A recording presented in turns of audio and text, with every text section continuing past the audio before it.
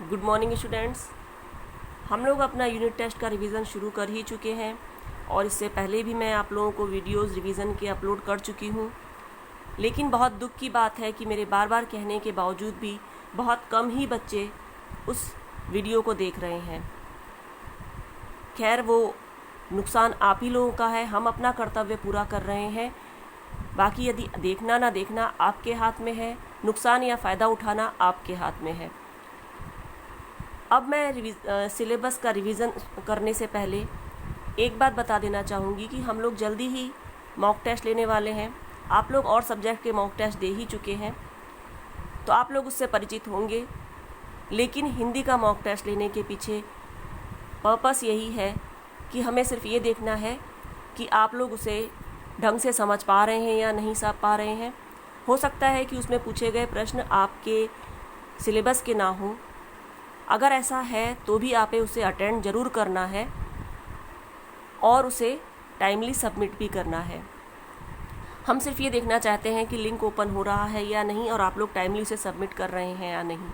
अब हम आते हैं यूनिट टेस्ट के विषय में। यूनिट टेस्ट में आपका हिंदी का पेपर ऑलमोस्ट डिस्क्रिप्टिव ही होगा। आपको कोशिश ये करनी है कि आप या तो A3 साइज़ पेपर ले लीजिए और उसमें आप अपना पूरा क्वेश्चन पेपर सॉल्व करके उसे एक बार में ही क्लिक करके फ़ोटो अपलोड कर दीजिए, क्योंकि बार बार फ़ोटो अपलोड करने में आपका टाइम भी वेस्ट होगा। या फिर आप अपने रजिस्टर की बीच के पेज को ओपन करके बैठ सकते हैं और उसमें आप लिख सकते हैं। इस बात का विशेष ध्यान रखें कि यदि 3 मार्क्स का क्वेश्चन है उसमें आपको मैक्सिमम 6 to 7 लाइन्स ही लिखनी है, इससे अधिक नहीं लिखना है, क्योंकि आपके पास यहाँ पर स्पेस का भी लिमिटेशन है और आप ज़रूरत से ज़्यादा लिखेंगे तो वहाँ पर आपको स्पेस की कमी पड़ जाएगी और आपका 2 पेज में नहीं हो पाएगा। अगर आपका 2 पेज में मान लो नहीं भी होता है, बहुत टेंशन लेने की ज़रूरत नहीं है। आप नेक्स्ट पेज में भी कर सकते हैं, आप 2 फ़ोटो भी अपलोड कर सकते हैं, लेकिन आपकी कोशिश यही रहनी चाहिए कि आप एक ही पेज में अपलोड कर दें। दूसरा, एक बात का ध्यान रखें विशेष कि आप लोगों को अननेसेसरीली उसको ज़्यादा खींचने की आंसर को ज़रूरत नहीं है और ना ही बहुत ज़्यादा शॉर्ट आंसर लिखने की ज़रूरत है। आपको उसे सटीक आंसर लिखना है। और ग्रामर जो होगा, ग्रामर में विलोम, विशेषण, पर्यायवाची वगैरह जो भी पूछे जाते हैं, चाहें तो अगर आपके पास टाइम कम पड़ रहा है तो आप उस शब्द को ना लिखें, सिर्फ उसके आंसर भी लिख सकते हैं। क्वेश्चन आंसर में भी आपको क्वेश्चन लिखने की ज़रूरत नहीं है, आप सिर्फ आंसर ही लिखेंगे। उसके अलावा आप एक बात का और भी ध्यान रखिए कि आपको टाइमली पेपर सबमिट कर ही देना है, वरना आपका पेपर सबमिट नहीं हो पाएगा। ये तो आप लोगों को बाकी सब्जेक्ट के टीचर्स ने भी बता ही दिया होगा। तो बस मेरा कहना बार बार यही है कि आप अपने शब्दों में और सटीक आंसर लिखें। ज़रूरत से ज़्यादा अगर आप लंबा खींचेंगे आपको मार्क्स कट जाएंगे, आपको एवरेज मार्किंग होगी। तो अगर आपको अच्छे मार्क्स लेने हैं तो आपका आंसर सटीक होना बहुत ज़रूरी है। अब आज हम, ये तो आपका क्लियर हो गया यूनिट टेस्ट से रिलेटेड बातें। अब आज हम अपना रिवीज़न का आगे का पार्ट शुरू करते हैं। तो हमने देखा था कि किस तरह से जंगल में चुनाव होने जा रहे थे और भीड़ों की जनसंख्या अधिक होने के कारण सारे भेड़िए चिंता में आ गए थे कि अब अगर भीड़ों का राज आ गया और उन्होंने अपने अनुसार नियम बना लिए तो हम लोगों को खाना पीना कहाँ से प्राप्त होगा। इसके लिए जो सियार था, जो कि उनके चापलूसों का प्रतीक है, जो नेताओं के आसपास चापलूस लोग होते हैं उनका प्रतीक है सियार, वो उसे भेड़िए की मदद के लिए आता है और वह कहता है कि अब आप या तो एक काम करिए, अगर आप परेशान हैं, आप परेशान मत होइए, आप सर्कस में भर्ती हो जाइए या फिर आप ज़ू में चले जाइए।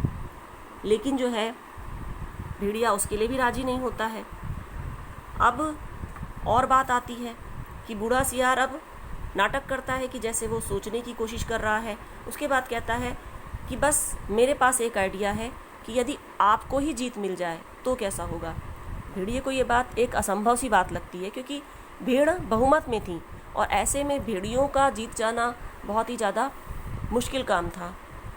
लेकिन जहाँ पर दुष्ट लोग होते हैं, कहा जाता है कि जहाँ पर दुष्ट लोग होते हैं वहाँ पर सामान्य जनता जो होती है वो बेवकूफ़ बनती ही रहती है। एक कहावत होती है कि जहाँ पर दुष्ट लोग होते हैं वहाँ पर कभी भी जहाँ पर बहुत सीधे साधे लोग होते हैं वहाँ पर दुष्ट लोग कभी भूखे नहीं मरते हैं। यहाँ पर भी वही बात लागू पड़ती है। भेड़ें सीधी सादी थीं समाज में भी आम जनता सीधी सादी होती है। जहाँ पर सीधी सादी ईमानदार जनता है वहाँ पर दुष्ट लोग कभी भूखे नहीं मर सकते हैं, क्योंकि वे अपनी दुष्टता से, अपनी चालाकी से उनको बेवकूफ़ बनाते रहते हैं और अपना मतलब निकालते रहते हैं। तो यही पाठ में भी दिखाया गया है कि किस तरह से जो भेड़िए थे उनकी जनसंख्या कम होने के बावजूद भी किस तरह से वो भेड़ों को बेवकूफ़ बनाने में कामयाब हो जाते हैं। अब यहाँ पर सियार उनको जो है भेड़ियों को एक आइडिया देता है कि एक काम करते हैं कि जैसा मैं कहता जाऊँ आप वैसा ही करते जाइए और जो है आप जीत जाएंगे। अब क्योंकि कहते हैं ना कि जब मुसीबत आती है तो गधे को भी बाप बनाना पड़ता है। अब भेड़िए ताकतवर थे और सियार जो था वो नाजुक कमज़ोर सियार जो था वो दुष्ट था, चालाक था, लेकिन उतना सामर्थ्यवान और चालाक नहीं, इतना सामर्थ्यवान और ताकतवर वो नहीं होता है। उसके बावजूद भी वो, क्योंकि उसका दिमाग कनिंग है, इसलिए वो जो है उसको आइडिया देता है। और अब क्योंकि मुसीबत में भेड़िया फंसा हुआ है तो उसे ना चाहते हुए भी उसके पास कोई चारा नहीं था, तो उसे सियार की बात माननी पड़ती है। नेक्स्ट डे जो था सियार अपने साथ 3 लोगों को लेकर के आता है, 3 सियार को लेके आता है। उसमें से एक पीले रंग का, एक नीले रंग का और तीसरे हरे रंग का रंगा हुआ सियार। रंगा हुआ सियार जो होता है एक मुहावरा है। रंगा हुआ सियार का मतलब होता है कपटी व्यक्ति। तो यहाँ पर रंगा हुआ सियार जो है कपटी व्यक्ति का ही प्रतीक है। अब जो है भेड़िया उनको देख के पूछता है कि ये लोग कौन है। सियार बोलता है कि ये भी सियार है सरकार, मगर रंगे हुए सियार है, मतलब ये लोग कपटी है, आपकी सेवा करेंगे, आपके चुनाव का प्रचार करेंगे।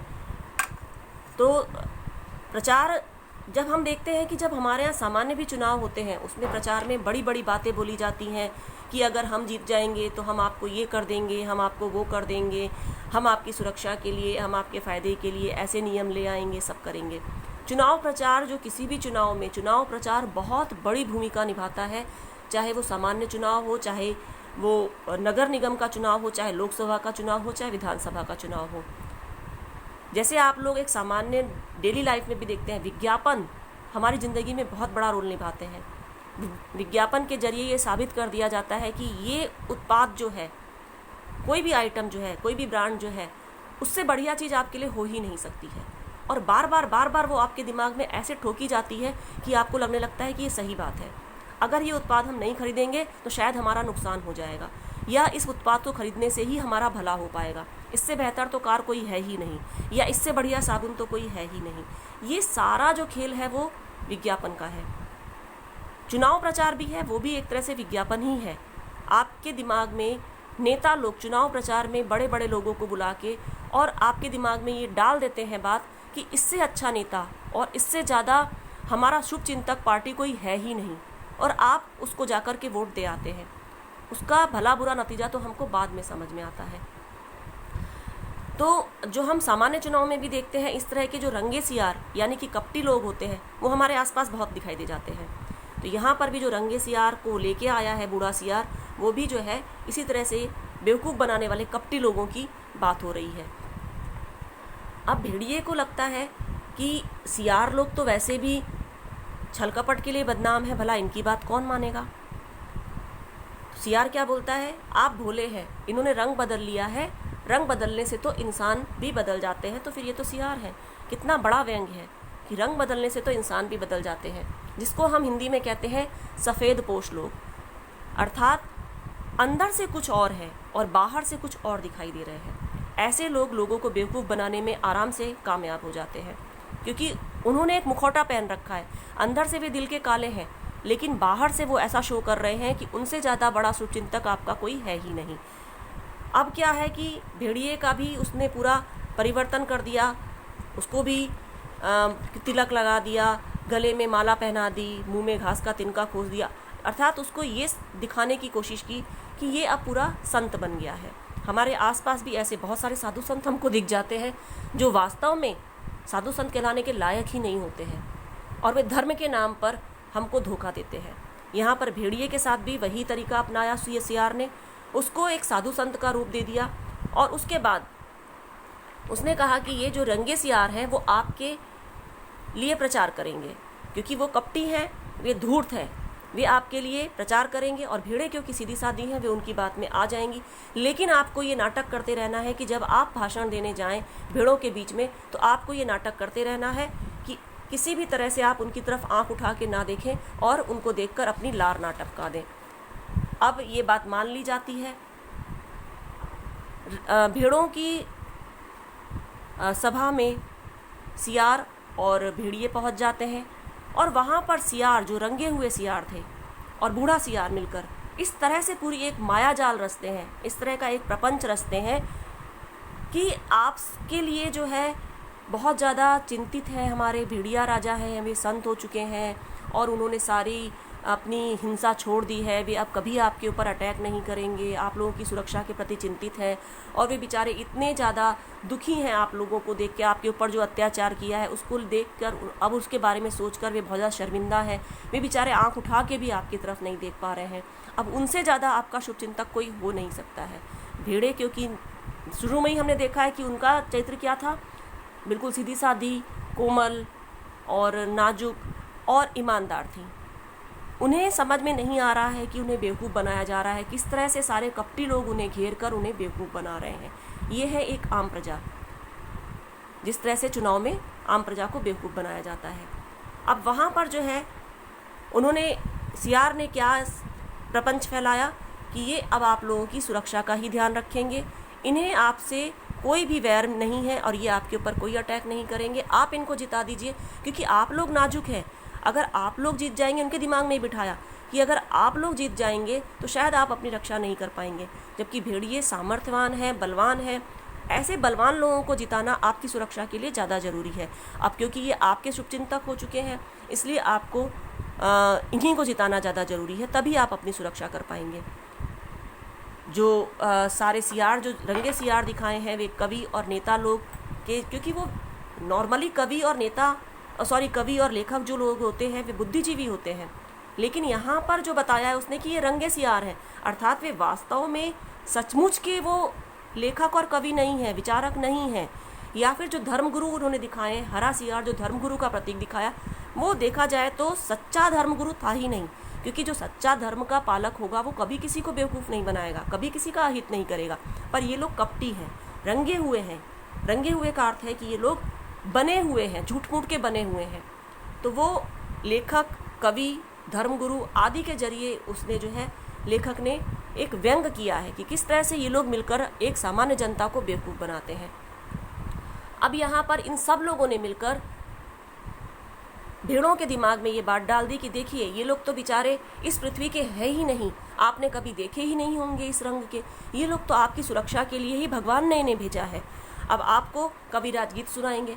अब यहाँ पर देखिए, पीले सियार को हुआ हुआ के सिवा कुछ आता ही नहीं था, हुआ हुआ चिल्ला दिया। अब पीला सियार जो था वो वास्तव में तो कवि था ही नहीं, उसे कविता सुनाना या अपनी बुद्धिमत्ता की बात करनी तो आएगी ही नहीं, जो आएगा वो अनशंट बोल देगा। लेकिन उसमें भी सियार ने क्या कह के बात संभाली कि इनकी बात अगर समझ में आ जाए तो वे कवि ही कैसे हुए, क्योंकि कवि तो उनका कहना है कि बहुत हाई लेवल की बात करते हैं, सीधे साधे शब्दों में अगर बोल दिया तो आपको कहाँ से समझ में आएगा, वो कवि कहाँ से कहलाएंगे। तो इस तरह से जो है उन्होंने भेड़ों के दिमाग में ये बात डाल दी कि अब आपको भेड़िए को जिताना ही आप लोगों के फ़ायदे में है, वरना आप लोग अपनी सुरक्षा नहीं कर पाएंगे। और फाइनली हुआ क्या कि जो है सब लोगों ने भेड़ फिर से उनकी बात में आ गई, जैसा कि हमेशा आम जनता करती है, बार बार धोखा खाती है, बार बार परेशान होती है और फिर कपटी लोगों को, रंगे हुए लोगों को जिता देती है। यहाँ जंगल में भी वही हुआ, उन्होंने कपटी लोगों की बातों में आकर भेड़िए को जिता दिया।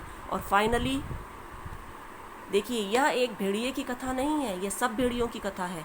यानी कि यह एक नेता की बात नहीं है, सभी नेताओं की बात है। सब जगह इस तरह से प्रचार हो गया कि अब जो है ऐसा लगने लगा कि भेड़ियों के से अलावा उनका हितचिंतक और हितरक्षक कोई भी नहीं है। फिर वही बात कि जिस तरह से सामान्य पब्लिक जो गलती करती है वही गलती भेड़ों ने की और भेड़ियों को जिता दिया। और उसका नतीजा क्या निकला कि पहला ही कानून ये बन गया कि हर दिन भेड़ियों को नाश्ते में, खाने में और रात के खाने में भेड़ों का ही खाना परोसा जाएगा। ये है बहुत बड़ी विडंबना। यही हमारे साथ भी होता है। हमारे ही चुने हुए जब नेता हमारे सिर पे आकर बैठ जाते हैं। वो सारी हमारी हित चिंता की बातें और हमारे साथ किए हुए वादों को भुला देते हैं और हमको ही नोच कर खाने को तैयार हो जाते हैं। ये था इस पाठ का सारांश। अब आप लोग समझ गए होंगे। क्योंकि बहुत लंबा टाइम नहीं था तो मैं इसको आपको बहुत डिटेल में नहीं समझा सकती थी, मैम समझा ही चुकी थी। तो मैं इसको एक बार आपको सिर्फ रिमाइंड करवाने के लिए मैंने आप लोगों को इसको शॉर्ट में समझाया है। इसके प्रश्नोत्तरों की चर्चा हम लोग नेक्स्ट वीडियो में करेंगे।